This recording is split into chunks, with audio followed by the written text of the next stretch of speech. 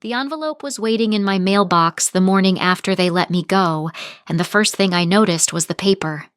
Heavy, cream, the kind no one uses anymore.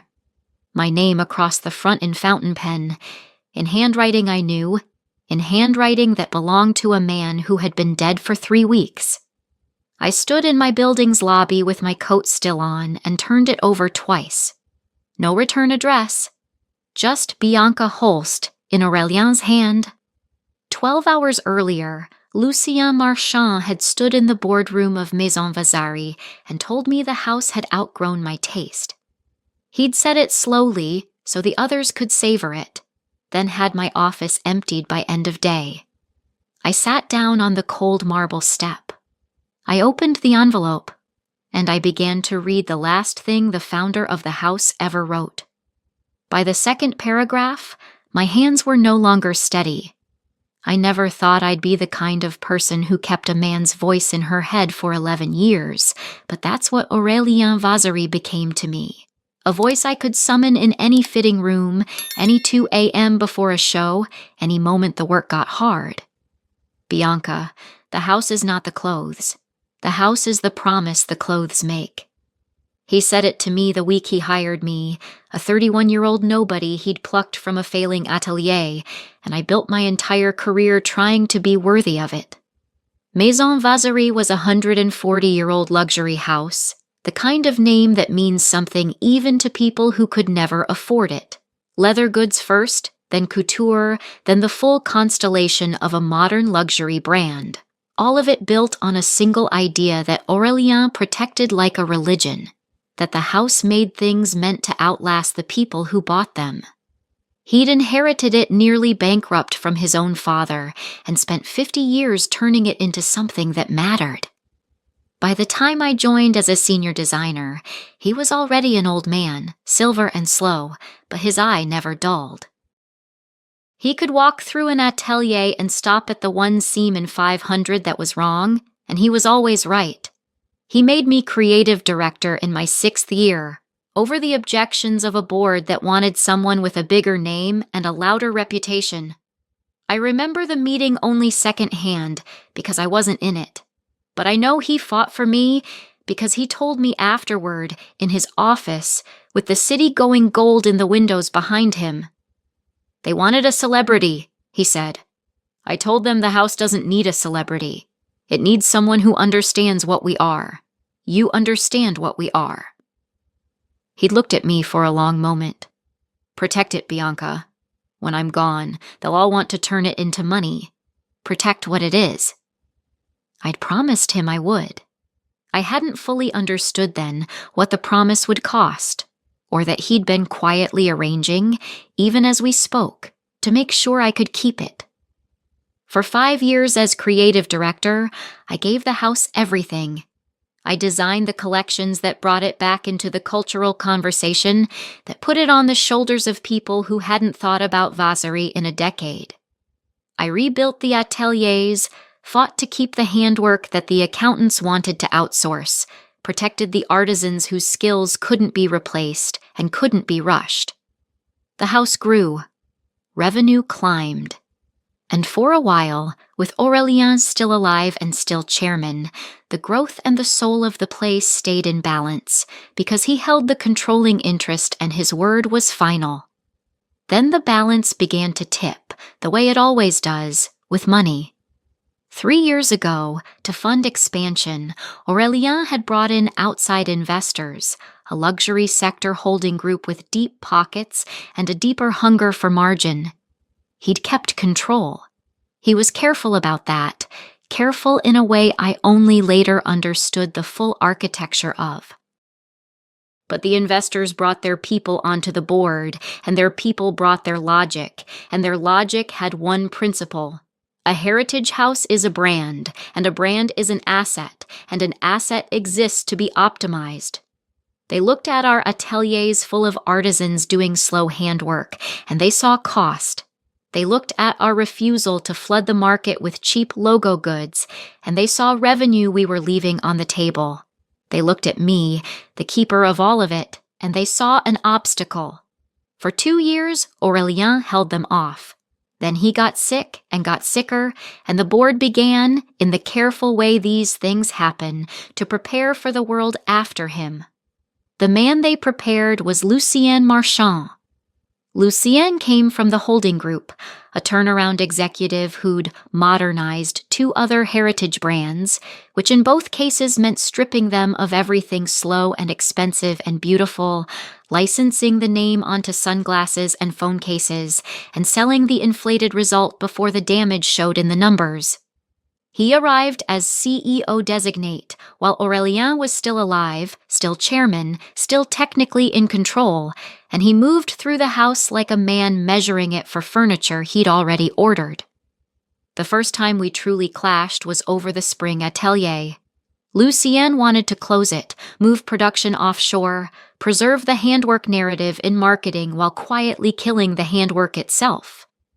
I told him the narrative was the handwork, that you cannot fake 140 years, that the customer who pays what our customer pays can feel the difference even when she can't name it. He smiled at me the way you smile at someone whose job you've already decided to eliminate. Bianca, you're an artist. I respect that. Truly. But artists don't run businesses, and this is a business. The sooner you understand that this is a brand and not a religion, the easier this is going to be for you. He paused. For both of us. I went to Aurélien.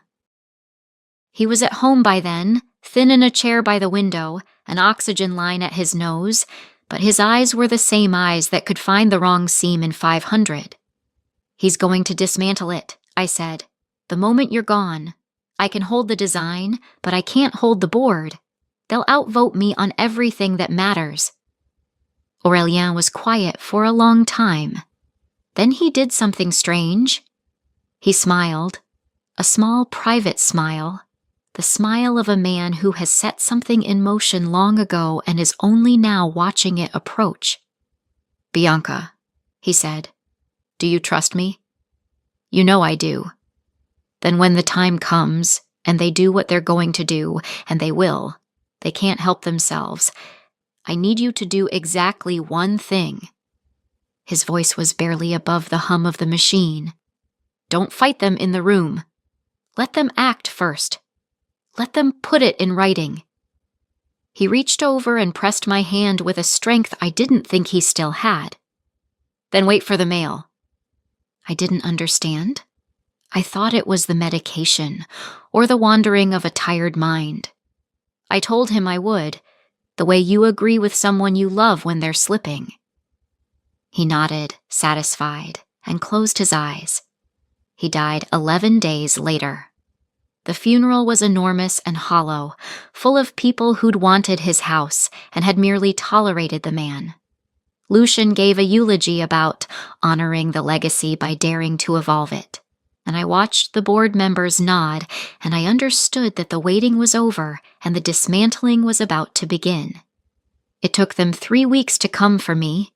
They did it on a Thursday, in the boardroom on the top floor, the one with Aurélien's portrait still hanging on the wall. They hadn't gotten around to taking it down yet, which I would later think of as the only mercy in the whole performance, because it meant he watched.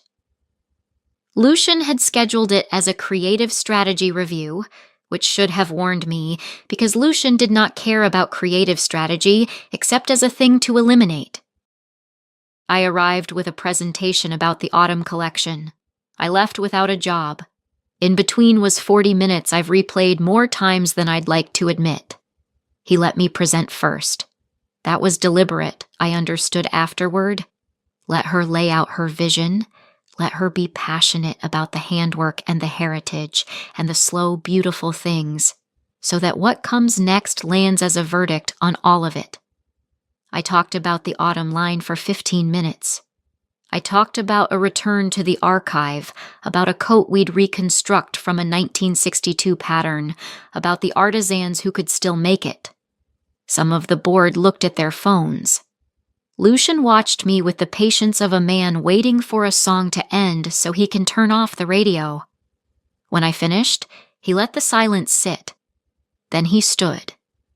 Thank you, Bianca. That was lovely. It really was. He buttoned his jacket. And it's exactly the problem. He walked to the head of the table beneath Aurelien's portrait and addressed the board as if I'd already left the room.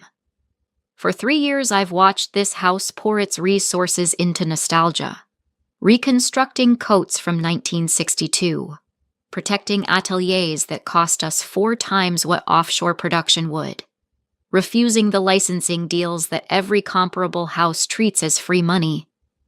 He turned a page in front of him he didn't need to read from. We have a globally recognized name and a creative function that treats commerce like a contamination. That's not a strategy. That's a museum. And I wasn't brought here to run a museum. He looked at me then, finally, for the audience. Bianca, you are a genuinely gifted designer. No one disputes that. But the house has outgrown your taste. We need a creative direction built for the next 140 years, not the last. He said the next part slowly, evenly, so the board could savor it the way you savor the moment a long argument finally goes your way. The board has voted. We're moving in a new direction. Your role as creative director is being eliminated, effective today. We thank you for your contributions. The room was very quiet. I looked around it, at faces I'd sat with for years, at people who'd applauded my collections, who'd worn the house to their daughters' weddings. Not one of them met my eyes. There was a woman named Karen Talvise, an independent director Aurelien had personally appointed, and even she looked at the table. They'd already decided. The vote had happened somewhere else, in some dinner or call I wasn't part of, and this room was just the place where they made me watch. I felt the heat come up my neck. I felt the 11 years of it, the 2 a.m. fittings and the fights I'd won for the artisans and the promise I'd made to a dying man, all of it gathering into something that wanted very badly to stand up and burn the room down. And then I heard Aurelien's voice, as clearly as if he were in the chair beside me. Don't fight them in the room. Let them act first. Let them put it in writing. So I didn't fight. I stood slowly and I gathered my materials and I said the only thing I trusted myself to say without my voice breaking. Thank you for 11 years. I looked up once at the portrait of the man who'd built all of this and trusted me to protect it.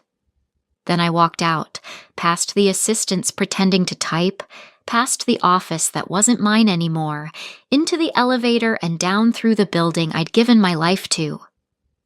Lucian, I learned later, had my office cleared by end of day. He had the locks on the design archive changed by the weekend, the archive I'd spent 5 years rebuilding, 140 years of patterns and fabrics, and the institutional memory of the house, sealed behind a key card that no longer recognized me. He moved fast, the way men move when they're afraid that if they slow down, someone might ask whether they have the right. That night I sat in my apartment and let myself feel it. I'm not going to pretend I was calm. I cried, the ugly kind, 11 years of it. I drank a glass of wine I didn't taste. I composed and deleted 17 versions of an email to the board that would have felt good for exactly 4 seconds and ended my career in the industry for good. Around midnight, I made myself stop, and I sat with the strange last instruction of a dying man turning over in my head like a stone in a pocket. Let them put it in writing. Then wait for the mail. It made no sense. There was no mail. The decision was made, the vote was taken, the locks were changed. Whatever Aurelien had imagined in his last weeks, the world had moved past it. Men like Lucian don't get stopped by sentiment, and they certainly don't get stopped by the wishes of dead men. I went to bed believing it was over. I woke up, made coffee, and went down to my mailbox out of habit, the way you do. And there it was. Heavy cream paper. My name in fountain pen, in the handwriting of a man who had been dead for 3 weeks. Let me stop here for a second, because I need you to understand where I was sitting when I opened that envelope. I had just lost the thing I'd given 11 years of my life to. I'd cried half the night. I had no plan, no leverage, nothing but a dead man's strange instruction to wait for the mail. So tell me honestly in the comments, have you ever been handed a final message from someone who's gone, something they'd arranged before you knew you'd need it? What did it say? I read every reply. And if you've ever watched someone dismantle a beautiful thing just to turn it into money, stay with me and subscribe. Because what was written on that cream-colored page is the moment the whole house tipped back the other way. A folded document slipped halfway out of the envelope when I opened it, heavier than a letter, the kind of paper a lawyer uses, not the kind a man writes a goodbye on. But there was a goodbye too, a single page in Aurelien's own hand, paper clipped to the front. I read that first, standing on the cold marble step of my lobby with my coffee going cold in my other hand. Bianca, it began. If you are reading this, then I am gone, and they have done what I told you they would do.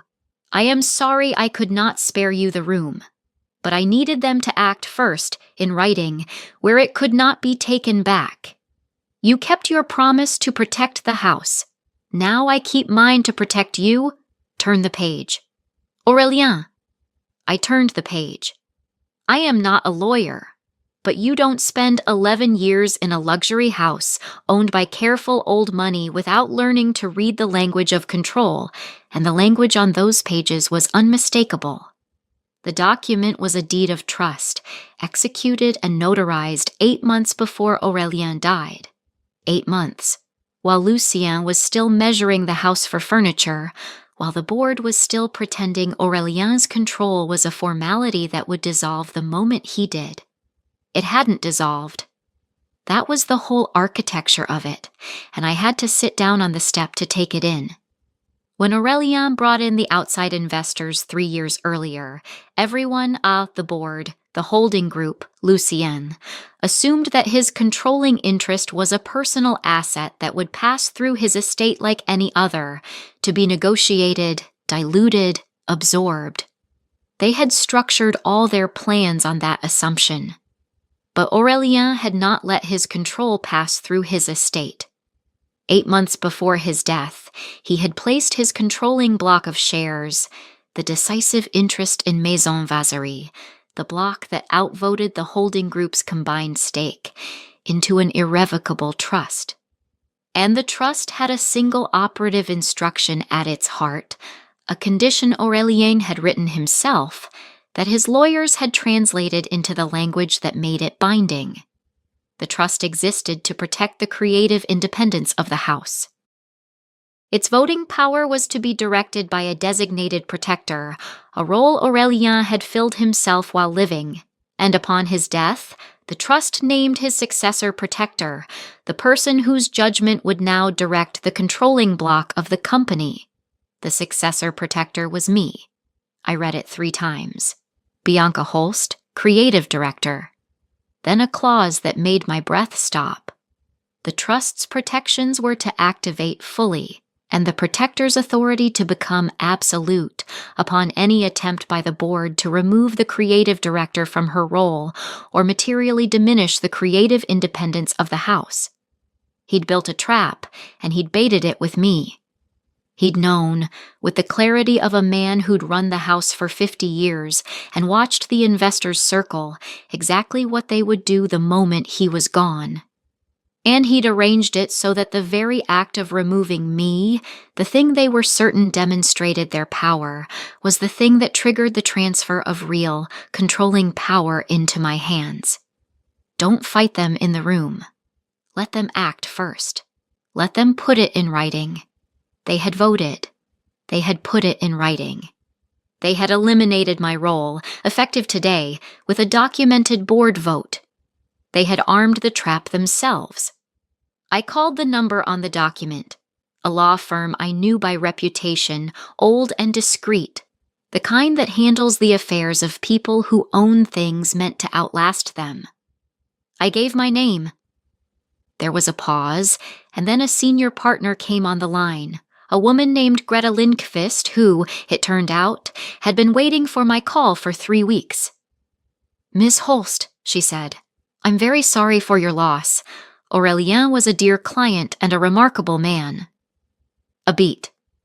"Has the board taken any formal action regarding your position?" "They eliminated my role yesterday. Documented vote." "Effective immediately." The silence on the line had a texture to it, the texture of a careful lawyer realizing her client's late instructions had landed exactly as designed. "Then I'd advise you not to accept any separation terms, sign anything, or speak to anyone at the company until we've met. The trust's provisions have activated. Do you understand what that means?" "I think I'm starting to." "It means," Greta said, "that as of the moment that board voted to remove you, you became the person who directs the controlling interest in Maison Vazerie. The board that fired you yesterday now serves at the pleasure of the shareholder you represent, which is to say, at yours." I heard her turn a page. "Lucien Marchand doesn't know this yet. Neither does the board. Aurélien was very specific that they should learn it the way they made you learn their decision. In a room, with everyone watching." I sat on that marble step for a long time after we hung up. Across town, Lucien was no doubt already meeting with whoever he'd lined up to replace me, sketching the licensing deals, planning which atelier to close first, certain that the only obstacle to turning 140 years of soul into a quarterly number had been walked out the door the day before. He was building his future on the assumption that the old man's control had died with the old man. He had no idea that the deed to the house had been sitting in my coat pocket since breakfast. I finished my cold coffee. Then I called Greta back and asked her one question. How quickly could she convene a shareholders' meeting, and could it be held in the boardroom on the top floor, the one with Aurélien's portrait still on the wall? It took Greta 9 days to convene it, and they were the strangest 9 days of my life. A woman with no job, no office, no key card that worked, quietly holding the controlling interest in a house worth more than some countries, saying nothing, signing nothing, while Lucien Marchand built his future on sand. I know now how he spent those 9 days, because people talk, and people especially talk when they sense the wind is about to change and want to be remembered as having been on the right side of it. He announced my departure internally as a natural evolution of the creative function. He interviewed 2 celebrity designers for my role. He met with the holding group to accelerate the licensing strategy, sunglasses, fragrances, a diffusion line, all the things Aurélien had spent 50 years refusing. He ordered the spring atelier wound down. He moved, as men like him always move, fast, so that by the time anyone thought to ask whether he had the right, it would all be done. Greta sent the formal notice on the 8th day. A shareholders' meeting, called by the holder of the controlling interest, to be held in the company boardroom. Attendance required for all directors and senior executives. Subject line, blandly, governance. I'm told Lucien laughed when he saw it.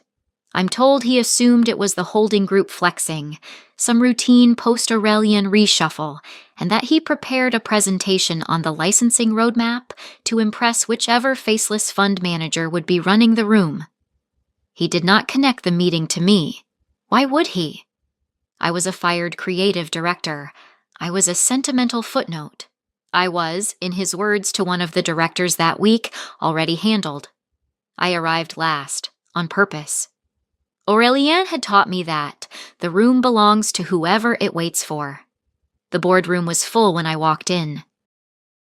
The full board, the holding group's representatives, Lucien at the head of the table beneath Aurélien's portrait, mid-sentence in his licensing presentation, a slide glowing on the screen behind him that said, "Evolving the House." In a typeface Aurélien would have loathed. The conversation stopped when the door opened. Lucian turned, saw me, and his face did something complicated. Confusion, then irritation, then the beginnings of a smile that was meant to be cruel. "Bianca." He set down his clicker.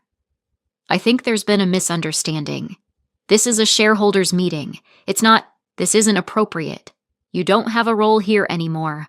I'll have someone walk you out." Greta stepped in beside me, calm in the way only an old lawyer in an expensive coat can be calm. "Mr. Marchand, I'm Greta Lindqvist, counsel to the Vasari Heritage Trust. I'd ask you to let Ms. Holst sit down. She called this meeting." "She? What?" The smile faltered. "Bianca didn't call anything. The trust? That's Aurelian's estate. That's being settled. The shares are held in an irrevocable trust executed last year," Greta said. "They did not pass through the estate. They are not being settled.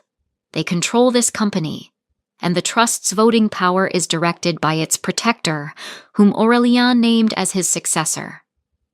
She let that sit for exactly one beat. "Ms. Holst is the protector. She has been since the moment of his death, and her authority became absolute the day this board voted to remove her as creative director."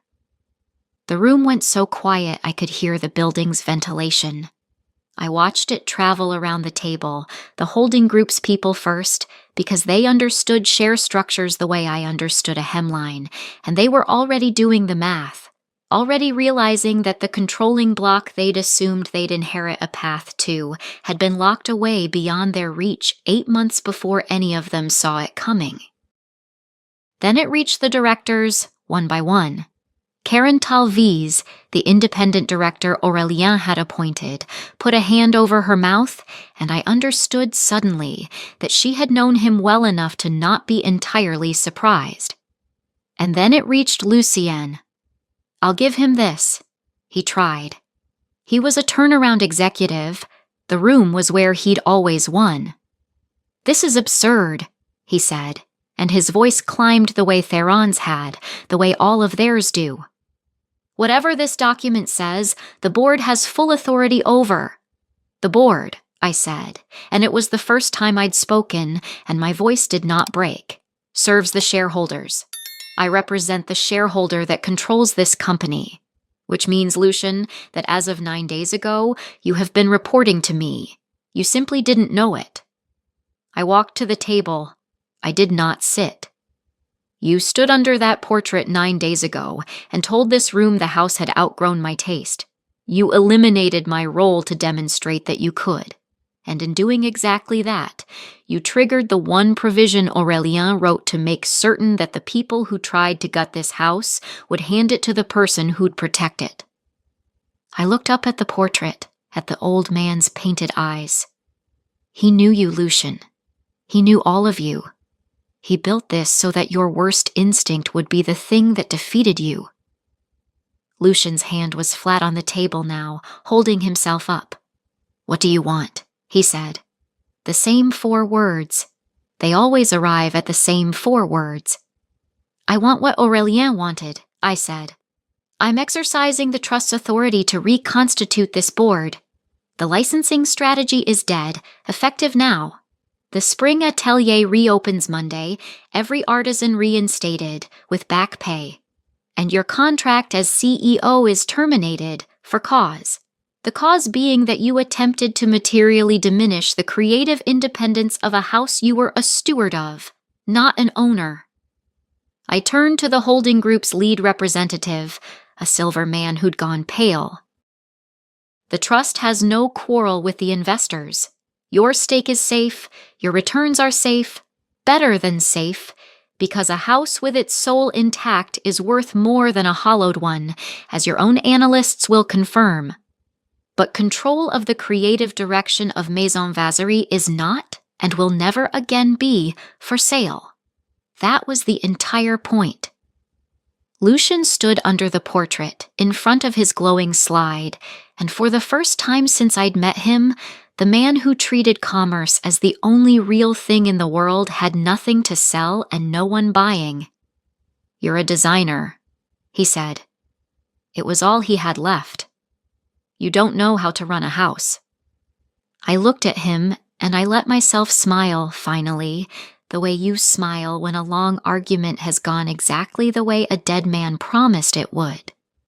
"No," I said, "but I know how to protect one. He picked me for the part you don't understand." Lucien Marchand left the boardroom the way they all leave in the end, escorted this time by the same kind of quiet security he'd once sent to clear my office, though I'd given no such instruction. Greta simply nodded to someone and it happened, the machinery of a house correcting itself. He didn't gather his slides. Evolving the house stayed glowing on the screen above an empty chair until someone thought to turn the projector off. The last I saw of him, he was crossing the lobby I'd cried in 9 days earlier, a turnaround executive with nothing left to turn around. He surfaced again, of course. Men like Lucien always land, because there is always another board somewhere that mistakes confidence for competence and hires the man who modernized 3 heritage houses without asking too closely what was left of them afterward. I heard he tells the story differently now, that he stepped down over a governance dispute, that the trust was a technicality, that he'd seen the house's true value all along. People who know the truth let him tell it. There's no need to correct a man who is busy being his own unreliable narrator. The house did not just survive, it came back to itself.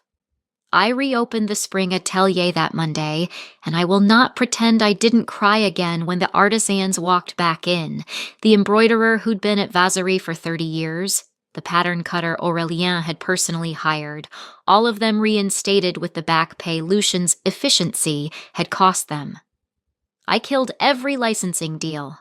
I rebuilt the archive access and changed the locks again, this time so that they recognized me.